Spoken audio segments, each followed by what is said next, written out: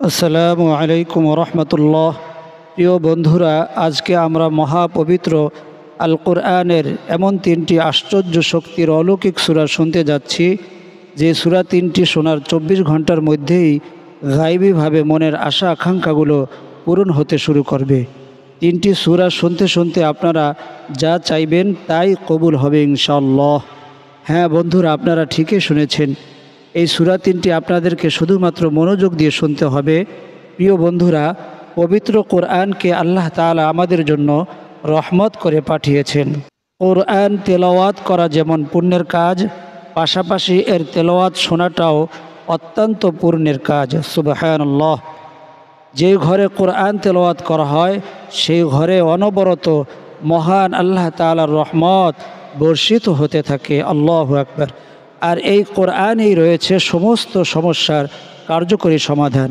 প্রিয় বন্ধুরা, যারা কোনো কঠিন সমস্যা বা বালা মুসিবতে আছেন, কোনোভাবেই মনের আশা পূরণ হচ্ছে না, সংসারে ঝামেলা বা অশান্তি লেগেই আছে, অভাব অনটন ও দারিদ্রতায় ভুগছেন, অসুস্থতা আপনাকে দুর্বল করে ফেলেছে, তারা কষ্ট করে নীরবে এই তিনটি অলৌকিক শক্তির সূরা শুধুমাত্র একবার শুনুন।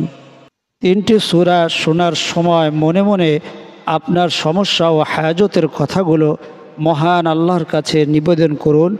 ইনশাআল্লাহ এই তিনটি সূরা অলৌকিক কুদরতি শক্তিতে আপনার জীবন থেকে সকল বালা মুসিবত দূর হয়ে যাবে। আল্লাহু আকবার। সংসারে শান্তি নেমে আসবে, অভাব অনটন দূর হয়ে সমৃদ্ধি আসবে, রোগ বালা থেকে মুক্তি পাবেন এবং আপনার মনের সকল আশা আকাঙ্ক্ষা ও চাওয়া পাওয়াগুলো পূরণ হয়ে যাবে। তবে এই তিনটি সূরা আপনাদেরকে প্রথম থেকে একেবারে শেষ পর্যন্ত শুনতে হবে। যদি অর্ধেক শুনেই চলে যান তাহলে কোনো কাজেই সফল হবে না। মহান আল্লাহর কাছে দোয়া করছি, হে আল্লাহ, যারা কোরআনের এই তিনটি সূরা মন দিয়ে শেষ পর্যন্ত শুনবে, আপনি তাদের সকল হাজত ও মনের আশাগুলো পূরণ করে দিন। আমিন। কমেন্ট বক্সে আপনিও আমিন লিখে দোয়াতে শরিক থাকুন, কেননা কে জানে যে কখন কার কোন দোয়া কবুল হয়ে যায়। তো চলুন সূরা তিনটি শুনে নেওয়া যাক। আউযু বিল্লাহি মিনাশ শাইতানির রাজীম। বিসমিল্লাহির রহমানির রহিম।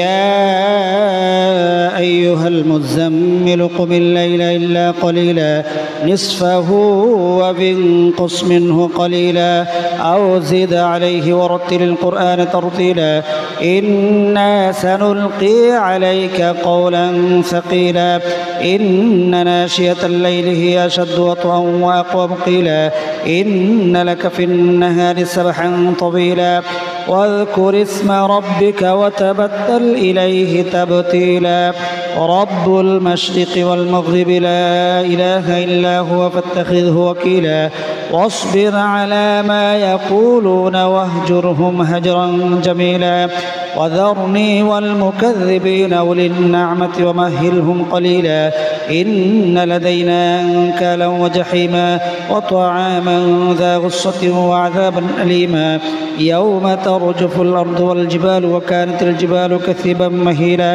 إنا أرسلنا إليكم رسولا شاهدا عليكم كما أرسلنا إلى فرعون رسولا فعصى فرعون الرسول فأخذناه أخذا وبيلا فكيف تتقون إن كفرتم يوما يجعل الولدان شيبا السماء منفطر به كان وعده مفعولا إن هذه تذكرة فمن شاء اتخذ إلى ربه سبيلا إن ربك يعلم أنك تقوم أدنى من ثلثي الليل ونصفه وثلثه وطائفة من الذين معك والله يقدر الليل والنهار علم أن لن تحصوه فتاب عليكم فاقرؤوا ما تيسر من القرآن علم أن سيكون منكم مرضى وآخرون يضربون في الأرض يبتغون من فضل الله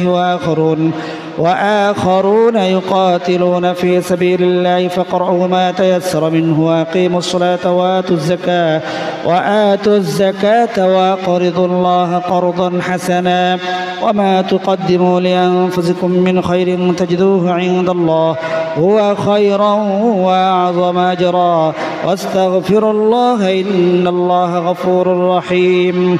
بسم الله الرحمن الرحيم.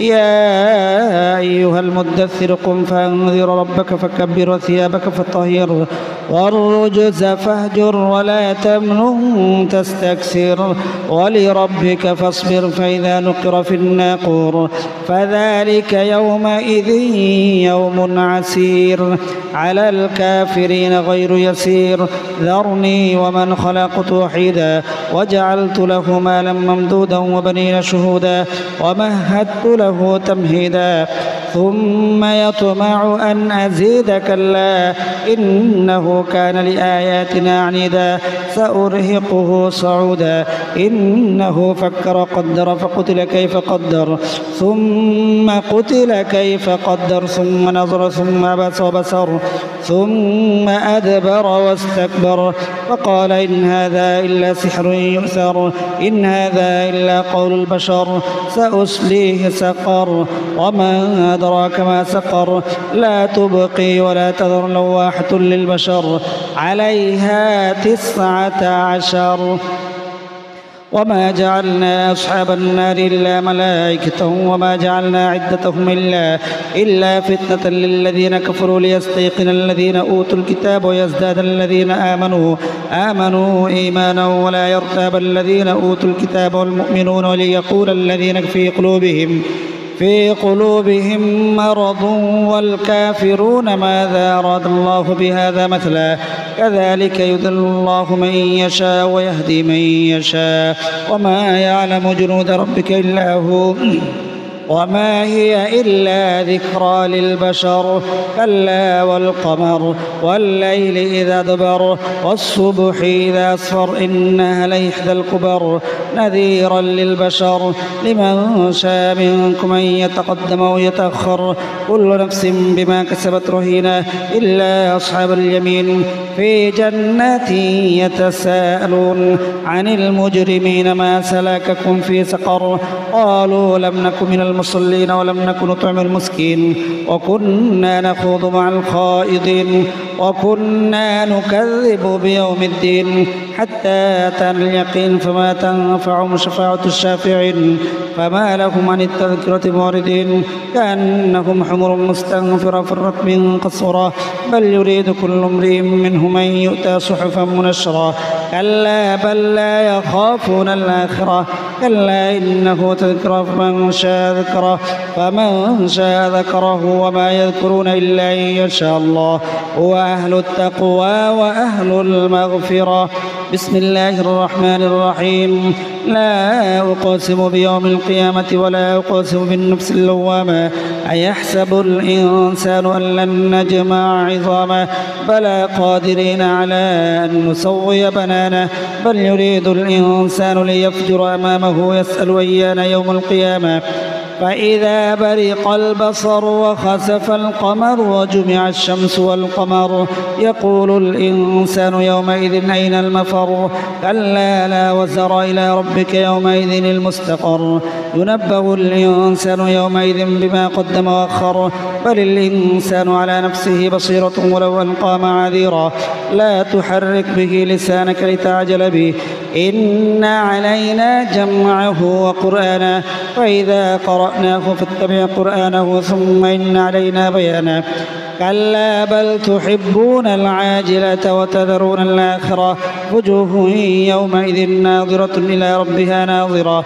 ووجوه يومئذ باسرة تظن أن يفعل بها فاقرة كلا إذا بلغت التراقي وقيل من راق وظن أنه الفراق والتفت الساق بالساق إلى ربك يومئذ المساق فلا صدق ولا صلى ولكن كذب وتولى ثم ذهب إلى أهله يتمطى أولى لك فأولى ثم أولى لك فأولى أيحسب الإنسان أن يترك سدى ألم يكن نطفة من مني يمنى ثم كان علقة فخلق فسوى وجعل منه الزوجين الذكر والأنثى أليس ذلك بقادر على أن يحيي الموتى صدق الله المولانا العظيم.